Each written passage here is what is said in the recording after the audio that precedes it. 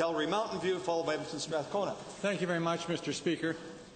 Well, with respect to 145 children dying in care, this minister said a few minutes ago, I quote, "We don't have that many reports and we don't have that many recommendations." Why, Mr. Minister?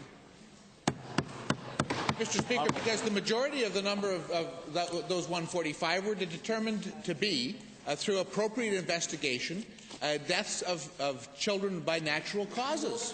And the balance of them were determined, the circumstances around those deaths were investigated. So we have fatality review reports where that's appropriate. We still have a number of fatality reviews to happen, because fatality reviews happen after all criminal investigations and criminal actions have been taken, court actions have been taken. So there's a number of outstanding reports that presumably to come when those fatality reviews happen.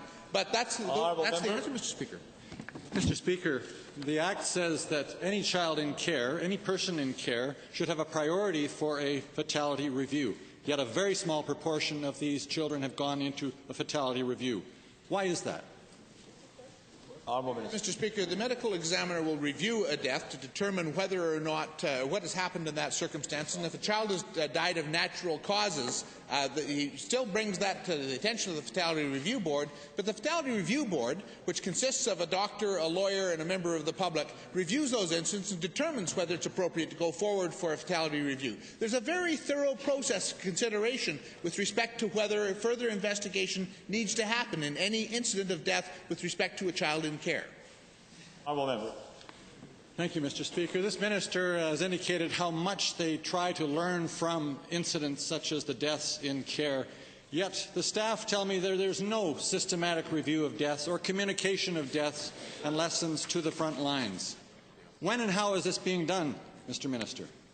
Why are you covering up from the staff? Mr. Speaker, we report and are required to report the death or serious injury of any child in care to the Child and Youth Advocate, and he has the full powers of a commissioner under a Public Inquiries Act. He has full access to information from the department, and he has full authority to conduct a review. We report the serious injury or death of a child to the Quality Assurance Council, and they look for systemic issues arising out of that. And the medical examiner is required to review every death of a child in care, a child under the Human Services, and then the Fatality Review Board reviews that to determine whether a fatality review should be recommended.